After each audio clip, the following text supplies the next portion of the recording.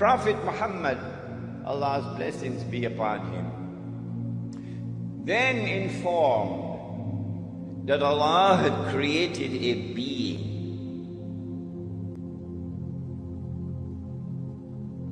and Allah had committed to that being the mission of impersonating the Messiah, pretending that he is the Messiah. So he is the great pretender. And that he is known as Dajjal, Al-Masih al-Dajjal, Dajjal, the false Messiah, or the Antichrist. Dajjal means one who deceives. And so the Antichrist has a PhD in deception. In everything connected with the Antichrist, appearance and reality are opposite to each other. If the Antichrist is to successfully impersonate the true Messiah, it follows that he also must attempt to rule the world from Jerusalem with what would appear to be eternal rule. Only then can he declare, I am the Messiah. If he is to do that and convince the Jews that he is indeed the Messiah, then it follows logically. Number one, he would have to liberate the Holy Land for the Jews. Number two, he would have to bring them back to the Holy Land to reclaim it as their own. Number three, he would have to restore a state of Israel in the Holy Land and get them to believe that this is the holy Israel of David and of Solomon, alayhi salam. Of course it would not be. It would be an impostor. Then they would be convinced. And finally, he would have to cause that state of Israel to become the ruling state in the world. Only then would he be able to rule the world from Jerusalem.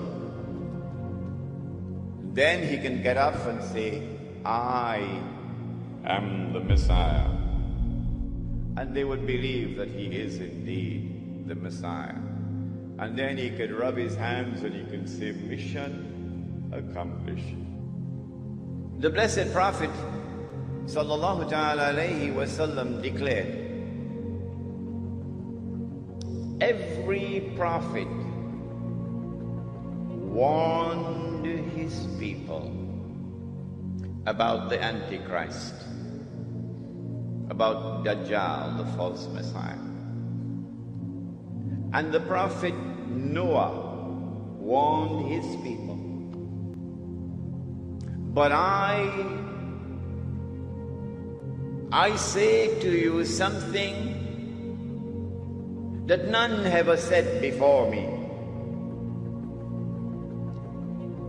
The Antichrist sees with one eye, his left eye. He's blind in the right eye. It looks like a bulging grape. But your Lord is not one-eyed.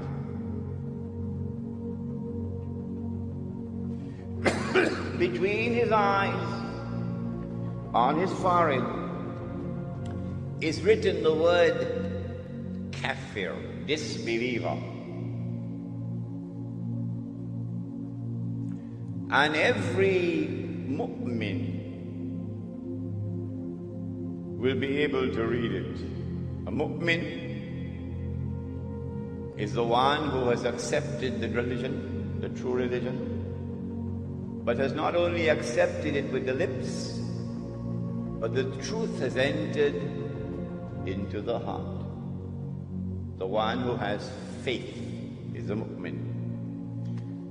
And so every mu'min will be able to read and recognize disbeliever, whether that mu'min is literate or illiterate.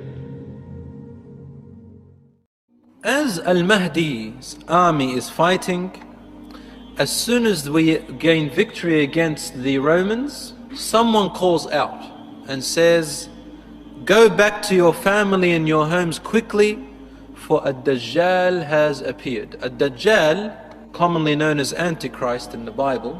Ad-Dajjal means the liar, the impersonator, one who lies about his impersonation, lies about who he represents. So he comes and says that he is Prophet Isa alayhi salam when he first comes out. Ad-Dajjal is a man. He's a man, he's a human being. He is a'war. He sees with one eye. The other eye looks like a grape that has its liquid sucked out of it. He can't see from it. Every prophet has warned his nation against the Dajjal and the coming of the Dajjal and the prerequisites of the Dajjal. The effects of the coming of the Dajjal are present now. Preparation of the Dajjal. He represents falsehood. He represents shirk. And Rasul ﷺ describes his hair. He says, Aj'ad, it's coarse hair, very rough coarse hair, black. On his forehead will be the shape, within his forehead, only a believer can tell, will be the shape of 3 letters, carved in a certain way in his forehead. The letters are kafara, kafar or kufr, which is disbelief. And he is a humongous man, very big man. Big, reasonably, proportionally big as a human, not big as in he's a giant like a dinosaur. He's a big man. And this man, Ad-Dajjal, he has signs of his coming. For example, what is known as Israel today, it will be filled with dates, palm trees. In those days it wasn't at the time of the Prophet ﷺ. Now it's filled with palm trees, full of it. Another sign is that he said a man from the Arabs will come out as a prophet and his people will expel him from the land. They'll fight him. He is Muhammad sallallahu alayhi wasallam. And Allah would give him some powers. Rasul sallallahu alayhi wa told us that he has the power to order the clouds to rain wherever he wills, to order the earth to be fertilized wherever he wishes. He will pass by a hill and he'll order its golds and treasures to come out and they'll follow him like an army.